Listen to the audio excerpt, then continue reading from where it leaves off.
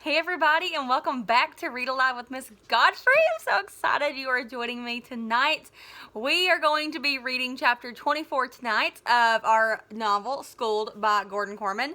And I was checking here before we started, and there's only 31 chapters, but this is like all we have left to go. So not much longer with our time together. So we're going to read chapter 24 today. Today's perspective is from Naomi Erlanger, and we're going to hear what she has to say. It's kind of a longer chapter, but it's a really good one. So, are y'all ready? Chapter 24, Naomi Erlanger. Here we go. It says, what were we supposed to think? First, Cap gets crushed by the entire football team, and the coaches practically have to carry him to the nurse. 3 hours later, he gets decked by Daryl Pennyfield, never speaking to him again. And then next thing you know, he's being taken away by an ambulance. I hadn't seen him since.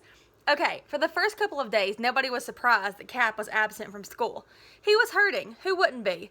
Then the weekend, the Condors game on Saturday. Well, who could blame him for blowing off that event after what the team had done to him? Lena only went because she's a cheerleader, and she said it was the lousiest turnout she had ever seen for a Condors and Raiders matchup. C. Average and Rhinecliff battled to a 3-3 tie, in case you are one of the few people that actually cares. Serves those jerks right. Anyway, I figured I'd catch up with Cap on Monday. Wrong. And then by Tuesday, I was kind of getting worried. It was almost a full week since anybody had laid eyes on the 8th grade president. Okay, I was extra upset because Cap was extra special to me, but everyone was talking about it. You'd see a bunch of kids in a huddle in the hall, and you didn't have to eavesdrop to figure out the topic of conversation. Where was Cap? Why hadn't he come back yet? Could he really be hurt? The custodians were still trying to scrub his blood off the terrace in the corridor where the big punch had been thrown. He must have been in really bad shape. What else would keep him away from what was brewing between the two of us? To be continued. I had meant it when I said that. Remember? She kissed him and then she was like, to be continued. So she's still thinking about that. It says, this wasn't another shallow middle school crush like the one I'd had on Zach Bowers. This was a relationship. And besides, the Halloween dance was on Saturday night. Cap had to realize we could never pull it off without him. When I asked Mrs. Vogel, my homeroom teacher, she replied, I don't think that Cap Anderson is even a student here anymore. What? She might as well have told me that school was slated for demolition with all of us inside of it. Well, of course he's a student here. He's the 8th grade president. She looked kind of uncomfortable. I don't want to argue with you, Naomi. I've told you what I know. Well, I'm going to ask Mr. Kasigi, I stormed out. Who do you think told me? She said, not unkindly. Mr. Kasigi held an emergency staff meeting to bring all of the teachers up to speed.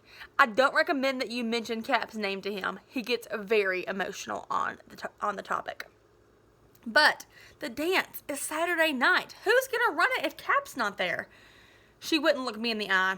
The announcement's going to be made at lunch. The dance has been canceled. I felt like I had been hit in the stomach with a 2x4.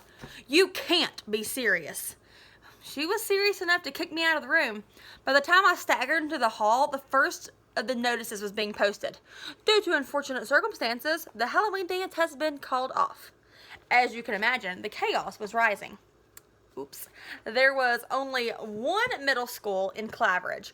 Our neighbors had all gone here, our older brothers and sisters. A lot of our parents had even attended C Average. There had always been a Halloween dance. They can't cancel the dance, wailed Tiffany Peterson. It's a tradition. They can, and they did, Lena said darkly. Kasigi's such a jerk. He spends the week partying at some fancy convention and then comes home to pull the plug on anybody else having fun. But it's our trademark, Tiffany persisted. The elementaries have holiday pageants. The high school has homecoming. Halloween is our thing. How could Mr. Kasigi do this to us? Zach put his 2 cents in. Kasigi isn't the problem. Since when do the teachers have much to say about what goes on in this place? You're ignoring the obvious. The dance got canceled because Cap screwed up somehow.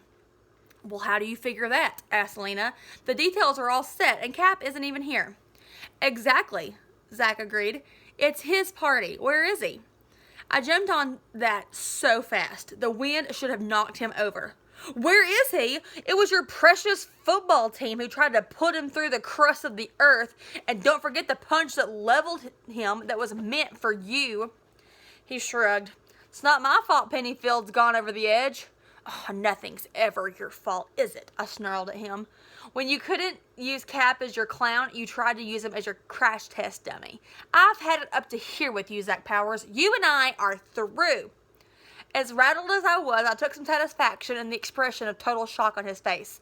I laid it on even thicker. Did it ever occur to you that unfortunate circumstances might not just be some lame excuse? What if it means, what if it means? Well, what could it mean? No one had the guts to say it, but it was in everybody's thoughts. Stone-faced, Mr. Kosigi couldn't hear Cap's name because it made him too emotional. What unfortunate circumstances could cause that? And the fact that Cap had dropped off the face of the earth. Let's get to the bottom of this, Lena decided. Good old Lena. She was a tough nut, but she could be so sensible sometimes.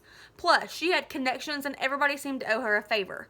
Phil Ruiz helped out around the office, so Lena made it his job to get into the student records and pull Cap's file. He snuck the folder out in the kangaroo pocket of his hooded sweatshirt and showed it to us in the stairwell by the gym. This is what it contained. Nothing. No papers, no grades, no test scores, not even an index card. How is it possible to have an empty file? Lena demanded. It isn't, Phil told her. It should have transcripts, transfer forms from his old school, and emergency contact information. Oh, that's what we need, I exploded. We have to contact him. This is an emergency. Don't worry, Lena said darkly. Somebody must have his address. I rode the same bus as Cap, but my stop was way before his, so I had no idea where he got off. We couldn't find anyone who knew which house was his. Then, at last, a breakthrough. Olivia Weintraub had a brother who had once dated a girl named Sophie Donnelly. He had talked about a long-haired 60s type staying with the Donnellys. It could have only been Capricorn Anderson.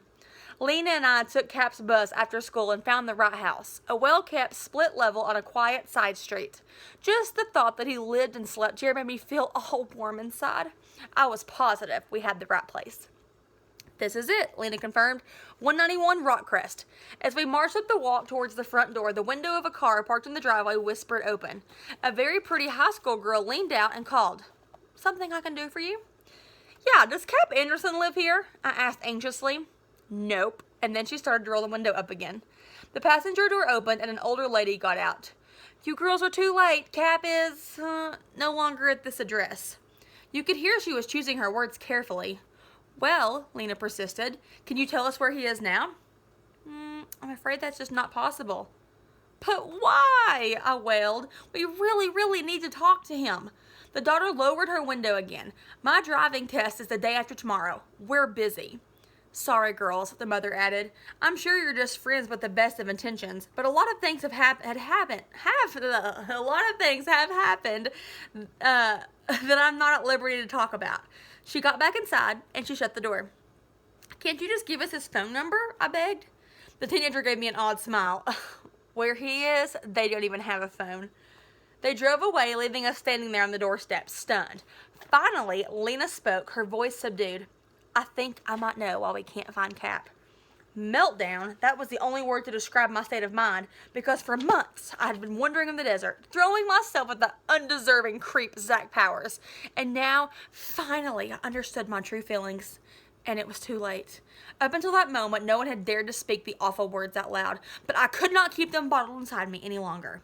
What if he's dead? And that's where it ends, guys, for chapter 24, Naomi Erlanger. So now, like, they haven't seen Zach, they haven't heard from Zach, or not Zach, Cap. They haven't seen Cap, they haven't heard from Cap. Like, Cap is nowhere to be found, and everybody's kind of tiptoeing around, using their words wisely, and they think he's dead. Oh my gosh, this is hilarious.